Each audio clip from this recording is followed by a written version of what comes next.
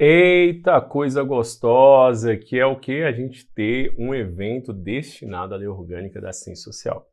E principalmente quando a gente fala sobre o que mais caiu nas últimas provas sobre a lei orgânica da assistência social, sobre a LOAS. Então já estou animado com esse evento, porque para fazer isso eu fiz um levantamento dos últimos 2 anos daquilo que diversas bancas, quando o edital cobrava a lei orgânica, o que as bancas queriam saber da lei orgânica, tá? E eu trouxe esse material quentinho aqui para o Gran Cursos Online, que vai fazer toda a diferença na sua preparação. Então, gente, ó, um evento neste nível, com o melhor professor de assistência social para vocês, só tem o quê? Cheirinho de aprovação. Não é verdade, pessoal? Então tem muita coisa boa aqui para eu falar com vocês. Então vamos de 20 tópicos de lei orgânica da assistência social da LOAS mais cobrados nas últimas provas, comigo, professor Douglas Gomes, tá?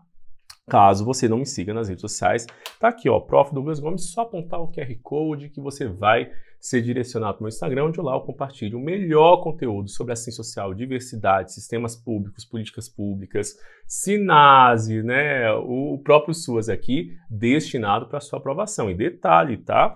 O SUAS está passando a cair também nas questões discursivas, nas redações. Então, aí que a gente precisa pensar ainda mais sobre a política de assistência social, perfeito?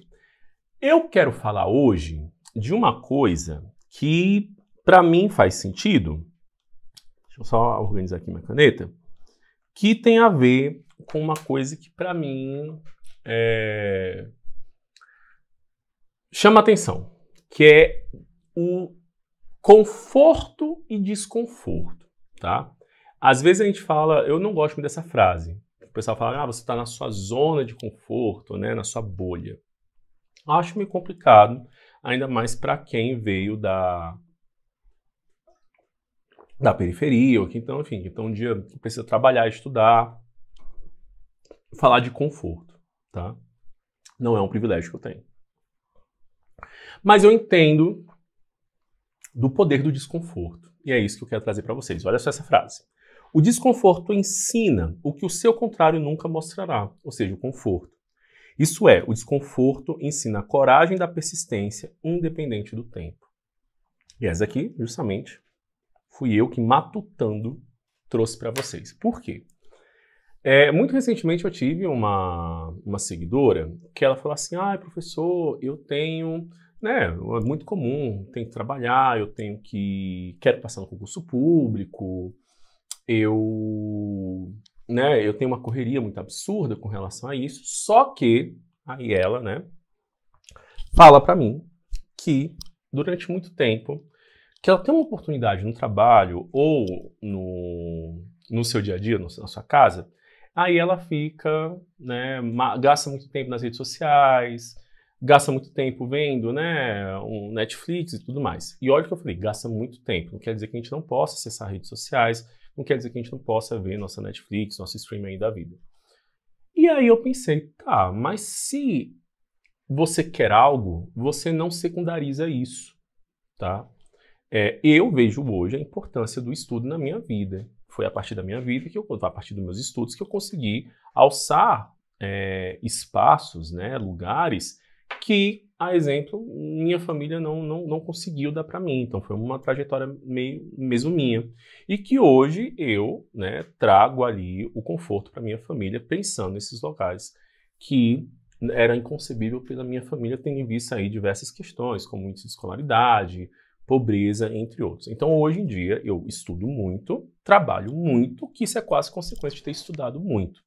E quero mais, porque a gente que não tem herança, mas só tem beleza, a gente precisa aí dobrar, né, fazer 3 vezes mais, 2 vezes mais, para ir atrás dos nossos objetivos. E é isso que eu quero trabalhar com vocês. De fato, está desconfortável com alguma situação, você elege as prioridades do que você deseja.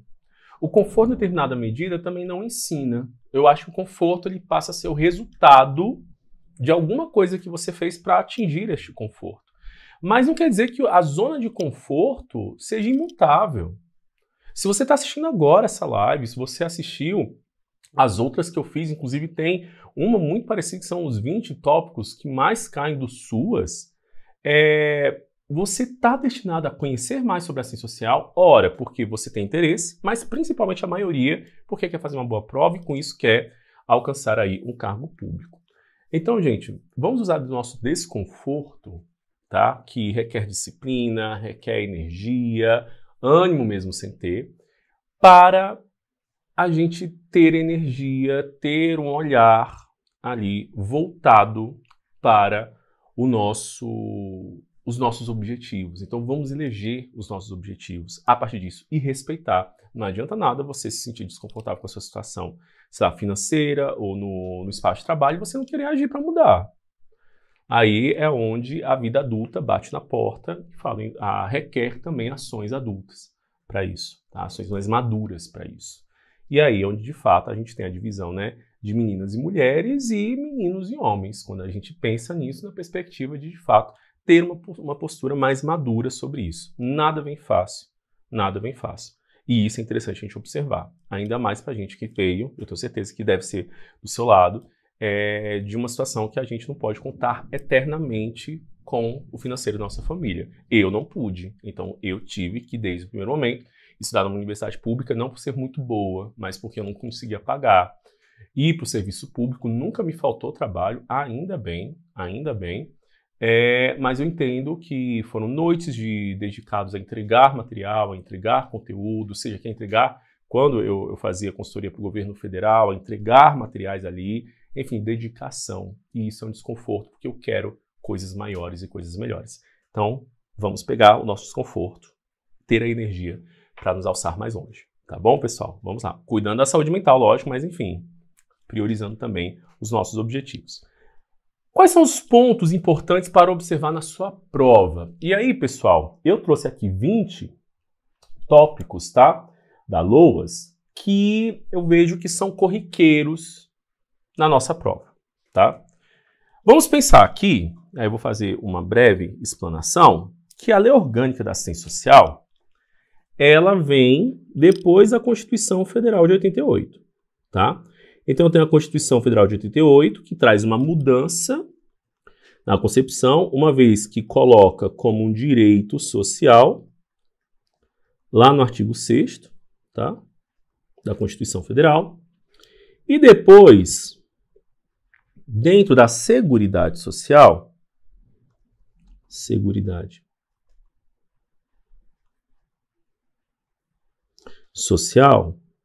eu tenho as políticas de saúde, previdência e assistência social. Perfeito? Então, aqui na Constituição Federal, eu já tenho um primeiro senso de ser um direito e a definição contida no artigo 203 da assistência social, que é 203 e 204, mas na definição do artigo 203 é ter como a assistência social como a quem dela necessitar. Então, política de seguridade social não contributiva, lógico, e voltada para quem dela necessitar. Perfeito? Então, essa é a primeira definição. Só que a LOAS, o primeiro documento, segundo LOAS, a Lei 8.742, ela traz uma maior descrição sobre a assistência social. Exemplo disso. Definição da assistência social, objetivos da assistência social, princípios da assistência social, diretrizes da assistência social, definição do que é a vigilância socioassistencial, definição do que é o Sistema Único de Assistência Social, quais são as unidades públicas, quais são as proteções sociais, quais são as entidades e organizações, cadastro único, inclusive esse foi uma atualização muito recente, então aqui foi uma atualização recente.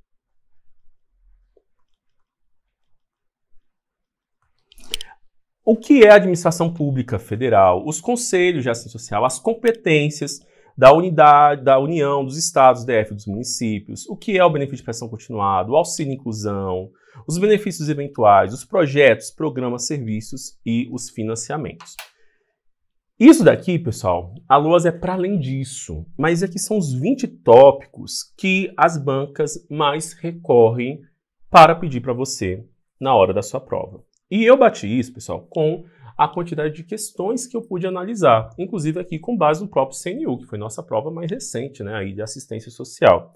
E que lá caiu justamente, ali, se eu não me engano, foi uma dos princípios da assistência. Foi princípios? Acho que foi. Foi princípios, tá? Da assistência social. Além disso, caiu sobre BPC, caiu sobre a história da assistência social, tá? Nesse último concurso do CNU. No entanto, quando cai LOAS, esses aqui são os 20 tópicos que as bancas mais procuram, tá? E eu deixei aqui em ordem como tá na própria Lei Orgânica da Assistência Social. E aí, o que é que nós vamos fazer? O que é que eu pretendi na aula de hoje? Lógico, não tem como eu dar esses 20 tópicos em uma hora. A minha aula de Lei Orgânica da Assistência Social aqui no GRAM, se eu não me engano, são cerca aí de 12 aulas, se eu não me engano, né, de 30 minutos. Com questões, né, enfim. O que é que eu decidi? A gente, então, trabalhar estes eixos que eu trouxe para vocês aí de amarelo, tá? Ah, professor, então a gente pode trabalhar, a gente deve entender as competências da União, Estados e dos municípios, a sua inclusão, os benefícios eventuais, os projetos, programas, serviços, financiamento? Com certeza, com certeza. Mas aqui é que eu defini que dentre esses 20, são ainda os mais importantes, tá? Considerando o quê? Nível de erro na hora da prova, então muita gente na hora que cai esses assuntos erram, você pode fazer essa comparação vendo o percentual de acertos e erros por questões, aí quando estiver resolvendo na sua plataforma. E o quanto de gente, nas lives que eu faço aqui, ainda tem dúvidas. Então, eu me baseei justamente nesses indicadores para trazer aqui o reforço relacionado a isso. Competência da União, Estados e dos municípios, auxílio e inclusão, benefícios eventuais, projetos, programas, serviços e financiamento. Gente, isso eu tenho diversos eventos aqui no Gran Curso. Tá? É só procurar no Gran Saúde, no Gran Cursos, que eu trago aqui essas questões para vocês. Só que hoje eu vou trazer esses aspectos que para mim são os mais importantes que a gente precisa reforçar. Caso você tenha dúvida, não tem o QR Code que eu compartilhei, você mira aqui no QR Code, bonitinho, vai lá na minha DM, faça uma pergunta e eu terei a enorme satisfação de respondê-lo ou respondê-la, perfeito? Então vamos lá, pessoal. Vamos então entender e trazer os destaques aqui. Uma questão que eu ia falar. Eu tenho uma nova definição aqui na LOAS, tá? Logicamente, uma definição complementar àquilo que estava na Constituição Federal. Mas os objetivos eu tenho no artigo 203 da Constituição Federal e as diretrizes, artigo 204 da Constituição Federal. Perfeito? Os princípios, ele é uma inovação da LOAS. Então, você não tem princípios na Constituição Federal, tá? Mas tem definição também aqui na Constituição Federal, no artigo 203. Só que há uma mudança disso. Exemplo disso. Na LOAS, então, tem que a assistência social é direito do cidadão, dever do Estado, política de seguridade social não contributiva, a exemplo aqui da diferença com a previdência social,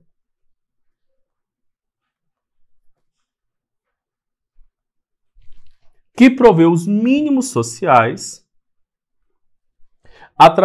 realizado através de um conjunto integrado de ações da iniciativa pública e da sociedade para garantir o atendimento às necessidades básicas. Então, são 7 características aqui importantes. Direito do cidadão não é uma novidade, porque na Constituição Federal já fala no artigo 6º do apoio aos desamparados como um direito ali, né, social. Esse termo não existe mais hoje, politicamente falando, né, de falar sobre situações de risco, vulnerabilidade, né, violação de direitos, mas é o que está no texto de lei. Dever do Estado não estava explícito na Constituição Federal, aqui se reforça. Política de seguridade social não contributiva, isso é notório porque lá na Constituição Federal já está no âmbito da seguridade social. Aqui se reforça o termo não contributivo, né? Então não preciso pagar, contribuir diretamente para ter acesso aos serviços, programas, projetos e benefícios. Prover os mínimos sociais. Eu costumo conversar que os mínimos sociais, vamos pensar aqui numa linha, tá? Tem pessoas que estão... É o mínimo para viver. Mínimo para viver. Tem pessoas que estão acima desse mínimo, tá? Tem pessoas que estão nesse mínimo e tem pessoas que estão abaixo desse mínimo.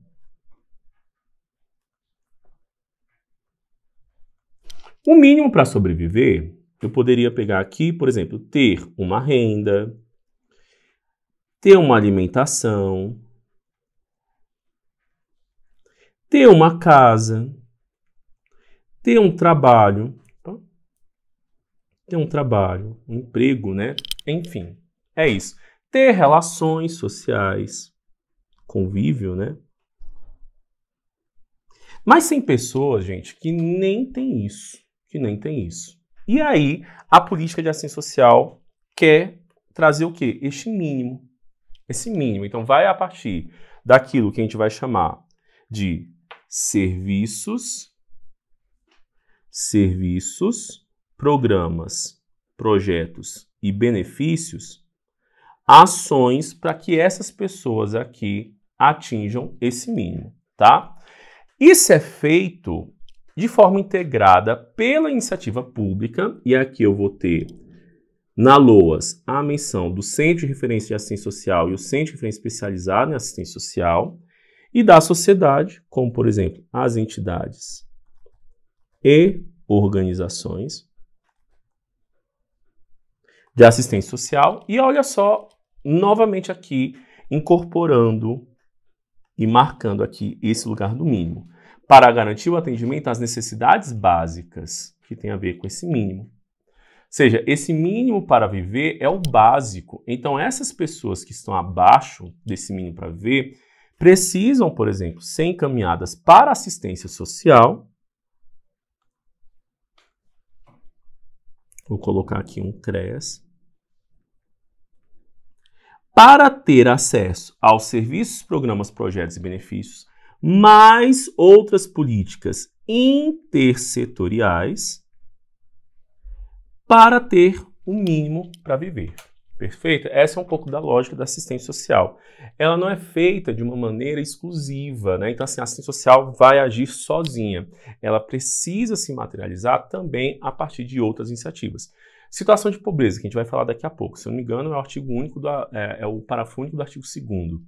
A pobreza em si, por si só, que eu falo assim, é falta de renda, né? Ausência de renda.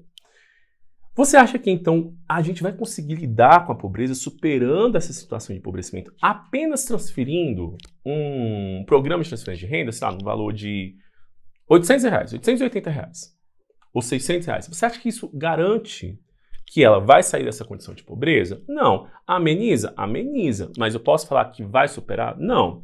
E aí, quando a gente trabalha observando outras questões sobre essa situação, eu vejo o quê? Que essa família tem uma baixa escolaridade, tem pessoas que estão aí comprometidas com relação à sua saúde, tem direitos que não foram assegurados, por exemplo, né, o direito à previdência social, mas que não estão cientes. Vejam, isso daqui é a política intersetorial que a assistência social precisa fazer para também garantir essas necessidades básicas.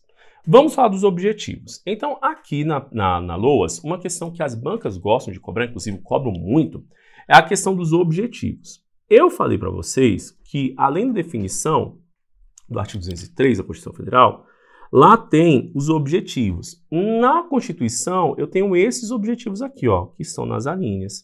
Então, proteção à família, maternidade, infância, adolescência e velhice, amparo às crianças e adolescentes carentes, promoção e integração ao mercado de trabalho, habilitação e reabilitação de pessoa com deficiência e promoção de sua integração à vida comunitária e garantia de um salário mínimo de benefício mensal à pessoa com deficiência ao idoso que comprovem não possuir meios de prover a própria manutenção ou de tê-la provida por suas famílias. Então, aqui eu tenho sujeitos da proteção social que a assistência social precisa aí se destinar para proteção.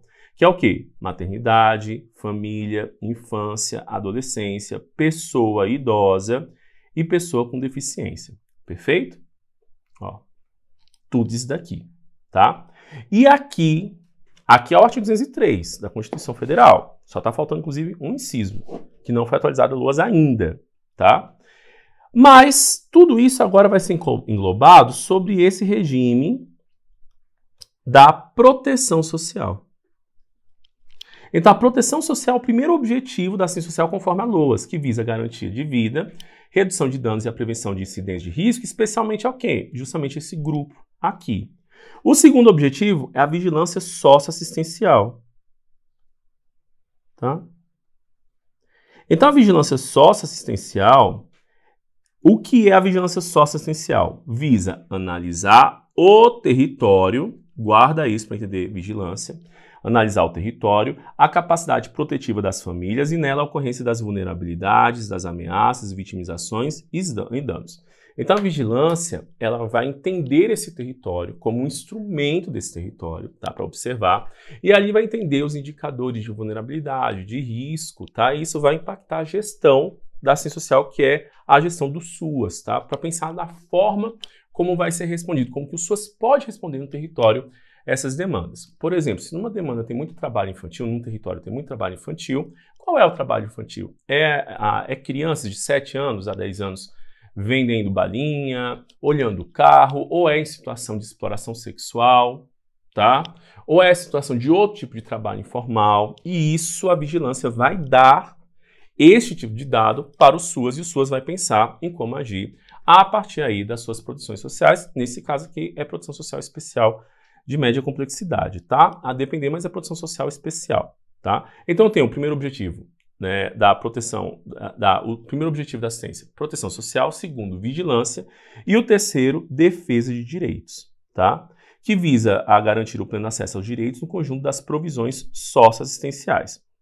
Então aqui, esse é um tópico que as bancas já gostam de perguntar. Quais são os objetivos? E lógico, nós temos o mnemônico, tá? PROSSO, VISSO e DEDI, ou seja, proteção social, vigilância socioassistencial e defesa de direitos. Lembrando que cada linha dessa também compõe os objetivos da assistência social por estar inserida aqui na proteção social. O que é a vigilância socioassistencial que a gente citou aqui como um dos objetivos da assistência social? Então a vigilância, ela serve para analisar territorialmente, né, analisar o território, vendo as capacidades protetivas das famílias, as ocorrências de vulnerabilidade, das ameaças e das vitimizações e danos. Um dos objetivos do SUAS estabelece que o SUAS,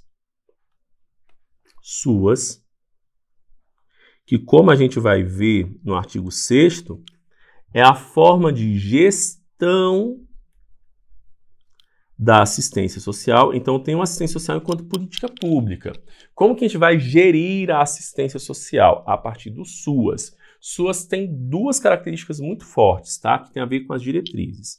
Então, o SUAS, ele é descentralizado e participativo. Como assim descentralizado? A União compete à coordenação do SUAS, tá? Só que a União não vai executar. Quem vai executar? Aquilo que está mais perto do cidadão. Quem é? DF, estados e municípios. Então, a descentralização política administrativa é que cada ente federativo é responsável do SUAS a partir da sua determinada ordem, tá bom? Participativo. O controle social do SUAS é elementar. E o que isso significa? Que os usuários da assistência social, os beneficiários da assistência social, dos programas de transferência de renda, precisam participar avaliando essa política, tá? Não vamos pensar em uma relação top-down, né, onde eu tenho os gestores aqui e eu tenho os usuários aqui que só devem receber, inclusive de forma passiva. Vamos pensar numa relação mais democrática. Eu tenho os gestores, os trabalhadores e os usuários aqui. Com a participação social, todos devem participar avaliando essa política pública, perfeito? Aqui é interessante, porque eu estou falando do SUAS, tá? Então a vigilância socioassistencial, ela auxilia o SUAS para entender esse território, como eu falei anteriormente no caso do trabalho infantil. O SUAS deve afiançar a vigilância socioassistencial e garantir direitos, isso significa que deve implementar ações para monitorar os riscos, as vulnerabilidades no território, além de garantir os direitos dos cidadãos que sejam efetivamente protegidos e promovidos realizando ações que garantam os direitos socioassistenciais que a população demanda.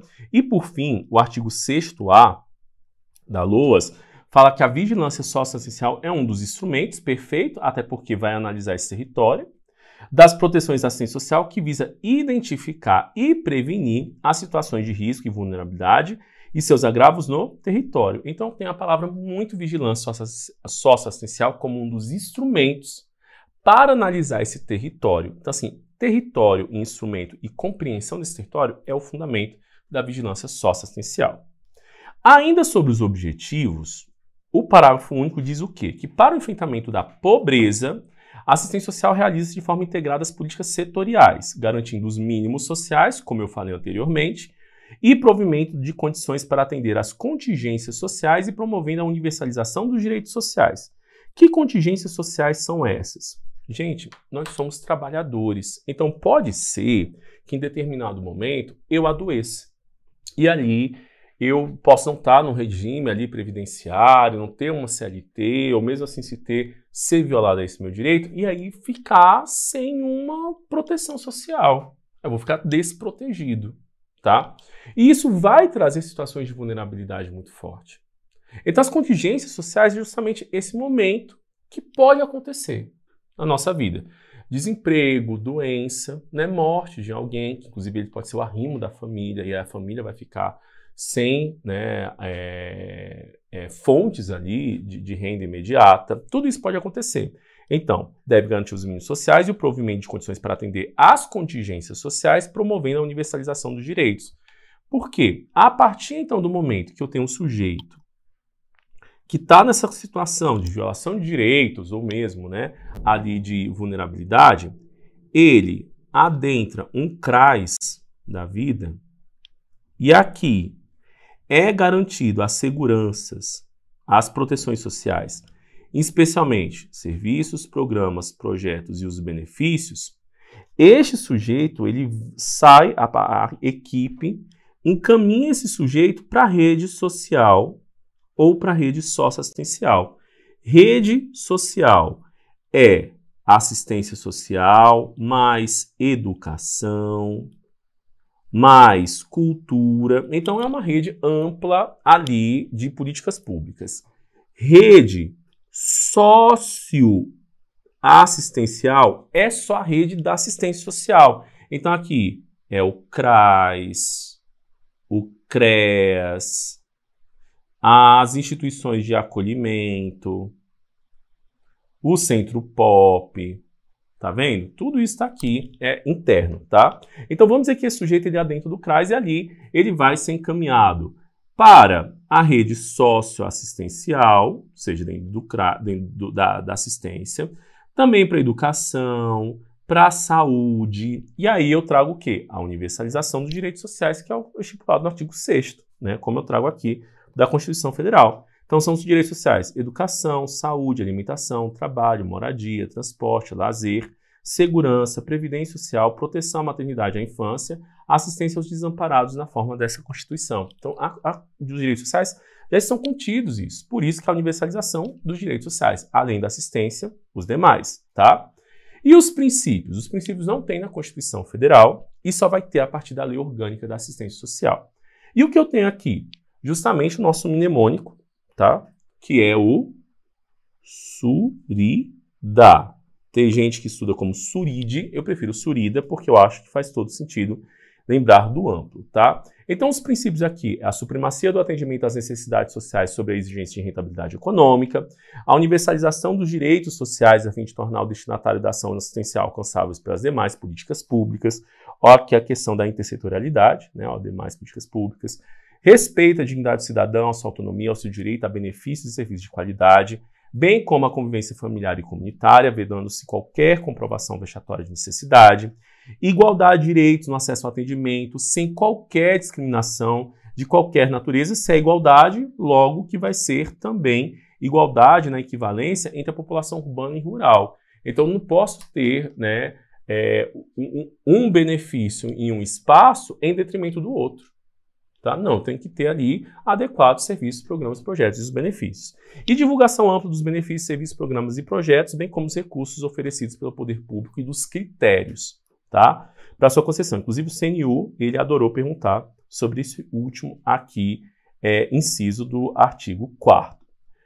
Outra questão, diretrizes. Então a gente já viu definição, a gente já viu o que é vigilância, a gente já viu o que são os princípios, tá? E agora as diretrizes. As diretrizes, aqui é o artigo 204 da Constituição Federal. Ou seja, descentralização político-administrativa para os estados, DF os municípios e comando único das ações de cada esfera de governo. Depois, participação da população por meio de organizações representativas na formulação das políticas e controle de ações em todos os níveis. E, por fim, a primazia da responsabilidade do Estado na condução da política de assistência social em cada esfera de governo. Eu tenho que o Estado ele tem que ter a primazia na condução. Ele não pode transferir a sua responsabilidade para a sociedade civil. O Estado precisa trazer. Não é dever do Estado? Não é direito? Então, preciso que o Estado se organize para esse fim. Por isso que a primazia da responsabilidade do Estado. Professor, tem mnemônico? Tem sim, gente, tem sim. Então, objetivos, PROSOL, VSOL e DEDI, tá? Princípios, SURIDA. E aqui, as diretrizes, eu vou ter o DEPAPO, olha, papo, com a PRI. Descentralização político-administrativa, participação da população e primazia da responsabilidade do Estado. E o SUAS? Gente, o SUAS, quando eu estou trazendo, né, os 20 tópicos mais cobrados de SUAS nesses nossos eventos que a gente está trazendo aqui, eu aprofundo mais o que é o SUAS, tá? Mas o SUAS, para título de conversa, muita gente pensa que por ele estar inserido na Lei Federal 8.742 de 93, que é a nossa LOAS, tem gente que entende que o SUAS é de 93, tá? E aí eu tenho Constituição Federal, LOAS, PNAS, NOB-SUAS, aí, 88, 93, 2004, 2005, tá? Por que eu estou falando isso? Porque o SUAS, ele foi criado em 2005, a partir da NOB-SUAS de 2005, tá? No entanto, só foi atualizada a partir de uma nova redação, a LOAS, e da inserção também dos artigos, né? 6º A, 6º B, 6º C, enfim, a partir da Lei 12.435 de 2011. E aí muita gente pensa que ele foi criado em 93, 2011, mas ele foi criado a partir da NOB-SUAS de 2005. Inclusive a PNAS, ela traz as bases do que poderia ser chamado SUAS em 2005, que é a PNAS de 2004. Tá? O que a gente pega disso? Que o SUAS, então, ele é a gestão dessa política. É feita a partir dessas duas características, descentralizado e participativo, e tem como objetivos consolidar a gestão compartilhada. Então eu tenho essa União, Estados, DF, municípios que devem versar, né, por essa relação aqui entre esse compartilhamento de responsabilidades, cofinanciada. Então, os estados, DF e os municípios cofinanciam a assistência social, e a cooperação técnica entre os entes federativos que, de modo articulado, operam a produção social não contributiva. Deve integrar a rede pública e privada de serviços, programas, projetos e benefícios da assistência social, na forma do artigo 6º C. Então, eu tenho a atuação do CRAS, a atuação do CREAS, estou falando restrito a LOAS, tá? Das entidades e organizações de assistência social. Estabelecer as responsabilidades dos entes federativos na organização, regulação, manutenção e expansão das ações na linha da assistência social. Definir os níveis de gestão, respeitado o que? As diversidades regionais e municipais. Você lembra que a gente fala sobre a questão da vigilância e o quanto que isso é importante para observar o território? Tá aqui, ó. Tá aqui. Então, tem que respeitar essas diversidades regionais e respeitar, inclusive, essa questão da descentralização político-administrativa. Implementar a gestão do trabalho e educação permanente na assistência social, estabelecer a gestão integrada entre serviços e benefícios, que, inclusive, tem um documento técnico sobre o protocolo de gestão integrada de serviços e benefícios, tá? Não é só participar de um benefício, mas também estar inserido no serviço. E afiançar a vigilância socioassistencial e garantia de direitos, tá? As ações ofertadas no âmbito do SUAS têm por objetivo, novamente, ó a repetição, proteção à família, maternidade, infância, adolescência, velhice, conforme a gente viu nos objetivos. Aqui apenas ressalta a questão com base no território, e esse território vai ser compreendido a partir da vigilância, tá? Então, novamente, aqui se repete aquilo que a gente viu anteriormente. Com relação às proteções sociais e unidades públicas, então aqui as bancas gostam de cobrar que eu tenho na LOAS, tá, apenas duas proteções sociais. Proteção social básica, tá? Que ela é preventiva e a proteção social especial, que ela já enfrenta. Tá, vamos entender isso. A proteção social básica, ela previne o agravamento das situações de vulnerabilidade e risco, que se não forem respondidas, acontece o quê? A violação do direito, correto? Então, uma coisa é você estar ali correndo risco de passar por uma situação de violação de direito. Outra coisa é quando você já passou. Então, você está lá com pouca alimentação em casa, mas ainda tem alimento. Você está ainda com recurso financeiro, mas pode estar acabando. Mas tem situações que você já não tem nem casa, nem recurso financeiro e nem alimento. Essa é uma realidade social. Então, a proteção social básica vai prevenir o agravamento dessas situações de vulnerabilidade e risco que vão culminar numa violação de direitos. Mas já tem casos que acontece violação de direitos. Tudo que é violação de direito, violência, trabalho infantil, situação de insegurança alimentar, tudo isso já é uma violação de direito que vai ser respondido pela proteção social especial.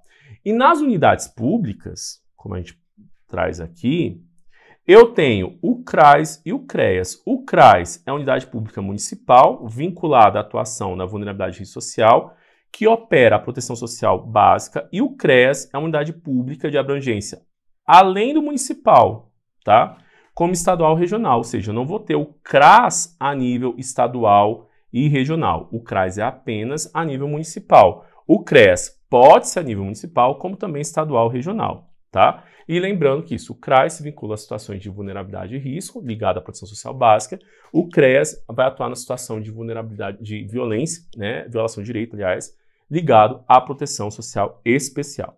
E as entidades e organizações da assistência social? Elas são de 3 tipos, tá? Elas podem atuar tanto de forma isolada ou cumulativamente. Atuando aonde? No atendimento, no assessoramento e também na defesa e garantia de direitos, tá? No atendimento, eu tenho justamente aqui a atuação na prestação de serviços, programas, projetos ou benefícios das proteções sociais, seja básico ou especial, tudo bem? De assessoramento, eu tenho então alguns grupos, como por exemplo, fortalecimento dos movimentos sociais, organização dos usuários, formação e capacitação das lideranças. Então aqui os grupos são movimentos sociais, organizações de usuários e lideranças. E defesa e garantia de direitos. Como o próprio nome diz, já que eu falo de direitos, vai ter muito aspecto de cidadania, de direitos e também de enfrentamento às questões de desigualdade. Então, entidades e organizações que atuam na defesa e garantia de direitos, eu tenho a promoção e respeito e defesa dos direitos socioassistenciais, construção de novos direitos, promoção da cidadania e enfrentamento às desigualdades sociais. Então, aqui as entidades e organizações podem atuar isoladamente, só seja atendimento, só seja assessoramento ou defesa e garantia de direitos, como também cumulativamente. Atendimento, defesa e garantia de direitos, atendimento e assessoramento. Perfeito? As bancas gostam de cobrar isso. Vamos falar sobre cadastro único, que a gente já estava sentindo falta. Essa foi uma atualização, assim, né, já esperada da LOAS. Porque o cadastro único ele é um cadastro para a participação dos programas sociais, tá? Destinado a quem? Então, cadastro único para programas sociais do governo federal é um registro público eletrônico com a finalidade de coletar, processar, sistematizar e disseminar informações para identificação e caracterização socioeconômica das famílias de baixa renda, tá? Então tem essa violação, tem essa questão aqui de trazer as famílias de baixa renda. Professor, quais são as famílias de baixa renda? As famílias de baixa renda, no termos do cadastro único, são aquelas que recebem até meio salário mínimo. Meio salário mínimo, tá? que hoje, com salário mínimo de R$ 1.518, eu tenho o quê? R$ 759 de, né, renda voltada à questão da baixa renda, tá? Então, R$ 759 é o que caracteriza hoje, com o valor de salário mínimo de 1.518, famílias de baixa renda, tá? Então, o cadastro único é essa questão de ser um programa, ser um cadastro, né, que faz com que as pessoas de baixa renda participem dos programas sociais, contando que esses programas sociais estejam ali, né, identificando a necessidade de construção do cadastro único. Então, importante momento. A instância coordenadora da política de assistência social é o próprio Ministério, o Ministério do Desenvolvimento Social e Combate à Fome, tá? As ações das três esferas do governo na área da assistência social, ela deve ser de forma articulada, cabendo a coordenação e as normas gerais à esfera federal e a coordenação e execução dos programas nos estados, DF e dos municípios. Aqui eu tenho a descentralização político-administrativa e justamente essa organização da assistência social. Então, coordenação e normas gerais, esfera federal. Coordenação e execução dos programas, estados, DF e o Distrito Federal.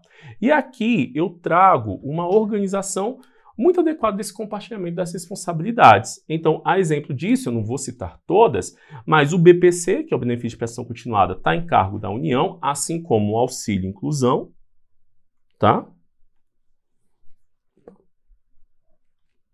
Mudei aqui. Aqui ainda tem o Auxílio Inclusão. E os benefícios eventuais estão aqui, ó, DF, estados e municípios. E especialmente os municípios e o DF, eles efetuam o pagamento do auxílio natalidade funeral, que são tipos de benefícios eventuais. Mas também eu tenho uma contrapartida, né? Por exemplo, em caso de situações de caráter de emergência, União, DF, Estados e municípios devem atender de forma conjunta, assim como o cofinanciamento para o aprimoramento dos serviços, programas e projetos, também é uma atuação conjunta, né, de todos, e o monitoramento e avaliação da política, tá? Também todos precisam trazer aqui. Agora, quem presta diretamente serviços socioassistenciais? Os municípios e o DF, e os estados vão prestar os serviços caso não haja uma demanda municipal que justifique o município estar prestando esse serviço, tá? Por isso que, exemplo do CREAS, o CREAS tem esse caráter, né? Ser municipal, estadual, regional, tá? A depender o quê? Do contexto, né, aplicado. Então vejam aqui essa organização. Os conselhos, né? Que os conselhos também compõem o SUAS, assim como as entidades, os entes federativos, tá? O conselho são instâncias deliberativas, tá? De caráter permanente, com composição paritária entre governo e sociedade civil. O que quer dizer composição paritária? Eu tenho o mesmo quantitativo de representantes do governo da sociedade civil, que aqui é 9 e 9, tá? Então eu tenho 18 membros do Conselho Nacional de Assistência Social, que vão ficar durante um mandato de 2 anos, permitindo uma única recondução. Então é 18... 2 anos de mandato, mais uma recondução. Por ser paritário, eu tenho 9 representantes do governo e 9 da sociedade civil, tá? Entre esses 9 representantes do governo, eu tenho um representante da gestão dos estados e dos municípios, perfeito? E um dos seus membros, desses 18 aqui, ele pode ser, né, ele será, aliás, o presidente do conselho, permitido uma única recondução por período igual. Ou seja, o presidente, ele tem um mandato de 1 ano, ainda sendo autorizado uma recondução de um período igual, ou seja, de 1 ano também. Perfeito? Vamos falar de BPC. BPC é algo que chama a atenção das bancas, tá? Porque é um dos benefícios bem mais trabalhados aqui na LOAS. Você lembra que lá dos objetivos tinha a previsão no artigo 2º, a linha E do inciso 1º, da previsão de um salário mínimo, né, justamente destinado à pessoa idosa, à pessoa com deficiência, que não tem, né, como se manter ou de ser mantido por sua família? Pois bem, Agora aqui define melhor, descreve melhor o BPC. O BPC é a garantia de um salário mínimo mensal, perfeito, a pessoa com deficiência e a pessoa idosa, mas olha só aqui, a partir dos 65 anos. Por quê? Pessoa idosa no Brasil a partir dos 60, de acordo com o estatuto da pessoa idosa, mas o BPC fala, opa, aqui a partir de 65 anos, que comprovem não possuir meio de prover a sua própria manutenção, nem ser provida por sua família. E aí eu tenho a composição da família, que é interessante observar, é o próprio requerente, o cônjuge, o companheiro, os pais, na ausência de um deles, a madrasta, o padrasto, os irmãos, observem isso, solteiros, tá? Os filhos e enteados, o quê? Solteiros. E os menores tutelados, desde que vivam sobre o mesmo teto. Professor, isso cai na prova? Demais, tá? Além dessa definição que a gente precisa ter sobre o que é o BPC, entender a família é importante. Então eu tenho requerente, cônjuge, né, o companheiro, os pais, na ausência dos pais, padrasto e madrasta.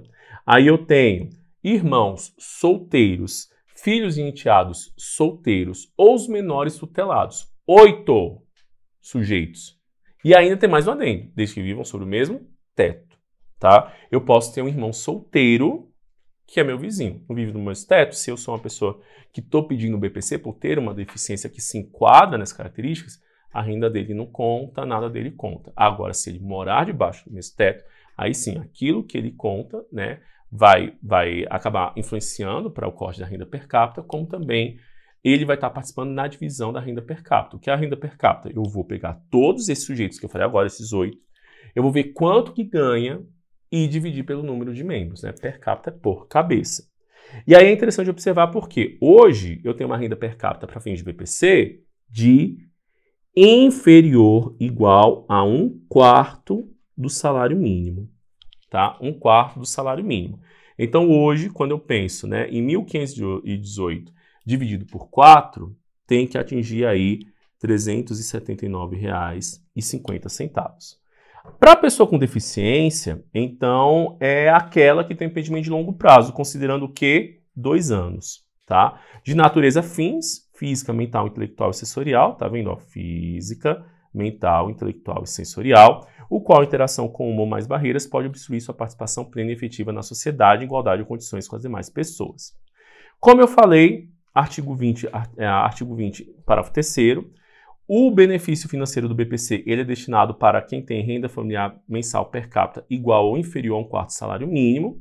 No entanto, o parágrafo 11 e 11A já fala da possibilidade de ter outros critérios de avaliação dessa renda. Exemplo, parágrafo 11, poderão ser utilizados outros elementos probatórios da condição de miserabilidade do grupo familiar e da situação de vulnerabilidade que impacta essa análise de 1/4. E o parágrafo 11 ainda é mais incisivo. O regulamento que trata o parágrafo 11 desse artigo poderá ampliar o limite de renda familiar per capita para meio salário mínimo, observando o disposto no artigo 20b, que ali ainda é essa possibilidade. Ok, em vez de ser analisado 1/4, a gente analisa meio salário mínimo, considerando ainda estes gastos, daqui a pouco eu vou falar. O cálculo da renda familiar per capita somará os rendimentos auferidos mensalmente pelos membros da família que vivam sobre o mesmo teto, daquele 8 sujeitos que eu disse, ressalvadas as hipóteses previstas no parágrafo 14 desse artigo, o que fala que o BPC, ou um benefício previdenciário, no valor de até um salário mínimo, tá? Concedido a outro idoso, pessoa idosa acima de 65 anos, ou pessoa com deficiência, não será computado para fins de concessão do BPC a outro idoso, a outra pessoa com deficiência da mesma família. Então vamos dizer que essa pessoa idosa que está entrando, né, pedindo BPC, outra pessoa idosa que vive de uma, sei lá, a companheira desse, vamos dizer, o idoso, a pessoa idosa X, é casada com a pessoa idosa Y. Essa pessoa idosa Y recebe uma aposentadoria de um salário mínimo, né? Isso não entra na renda per capita, para calcular aí a renda, para saber se essa pessoa, né, que está requerendo BPC vai ter aí acesso ao BPC, perfeito? Ou seja, isso não atrapalha, mas tem que ser até um salário mínimo, tá? O benefício que trata esse artigo não pode ser acumulado pelo beneficiário em qualquer outro no âmbito da Seguridade Social de outro regime, salvo a exceção se for um benefício de assistência médica ou pensão especial de natureza indenizatória, bem como de transferência de renda. Ok? A condição de acolhimento de instituições de longa permanência não prejudica o direito da pessoa idosa, da pessoa com deficiência ao benefício de prestação continuada. Então, vou dizer que ele vai estar numa instituição de longa permanência, né? Vai ficar por lá. E ele tem condições de ter um perfil, atende os critérios para receber o BPC. Já que ele não tem um domicílio, né, ele não pode pedir? Errado, ele pode pedir sim. Ele vai estar numa instituição de longa permanência, já que ele participa dos critérios, ele pode requerer também o BPC. A concessão do benefício ficará sujeita à avaliação da deficiência e do grau de impedimento, de que trata o parágrafo 2º, composta por avaliação médica, avaliação social realizada por médicos, peritos e por assistentes sociais do INSS. Isso no caso da pessoa com deficiência. Tem que passar por essas duas perícias. Pessoa idosa não passa pelas duas perícias, só passa pela avaliação social, tá? Agora a pessoa com deficiência passa. Os requisitos para concessão, manutenção ou revisão do BPC tem que ser o quê?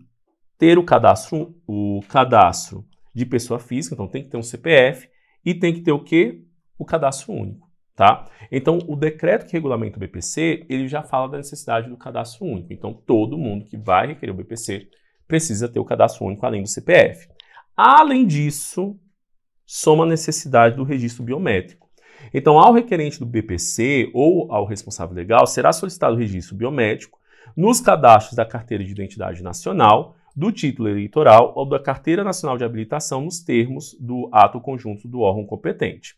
Se lembra que a gente falou aqui no parágrafo 11A que outros elementos podem ser, né, somados para ampliar, né, esse 1/4 salário mínimo para meio salário mínimo? Pois bem, o artigo 20b traz o quê? Que outros elementos probatórios da condição de miserabilidade, da situação de vulnerabilidade, que trata o parágrafo 11 do artigo 20 dessa lei, serão considerados os seguintes aspectos para ampliação aqui do critério da aferição da renda familiar mensal per capita. O que isso quer dizer? Que, em vez de considerar apenas 1/4 do salário mínimo, a partir da comprovação desses outros elementos, pode aumentar para o quê? Para meio salário mínimo. Desde que, olha o que traz aqui, seja analisado o grau de deficiência para a pessoa com deficiência, tá? E o comprometimento do orçamento do núcleo familiar. Isso aqui é para a pessoa com deficiência. Pessoa com deficiência. E para a pessoa idosa, é a existência da dependência de terceiros para o desempenho de atividades básicas do dia, pessoa idosa, e também do comprometimento do orçamento familiar. Perfeito? Então, pessoas com deficiência têm que trazer o grau de deficiência e o comprometimento do orçamento familiar, e pessoas idosas, a dependência de terceiros e o comprometimento do orçamento familiar. Vamos entender esse inciso terceiro. Então, o comprometimento do orçamento do núcleo familiar, de que trata o parágrafo 3º do artigo 20 dessa lei, exclusivamente se refere ao quê? Aos gastos médicos, com tratamento de saúde, com fraldas, com alimentos especiais, com medicamentos voltados à pessoa idosa ou à pessoa com deficiência que não estão disponibilizados gratuitamente pelo SUS ou com serviços não prestados pelo SUAS, desde que comprovadamente necessários à preservação da saúde e da vida.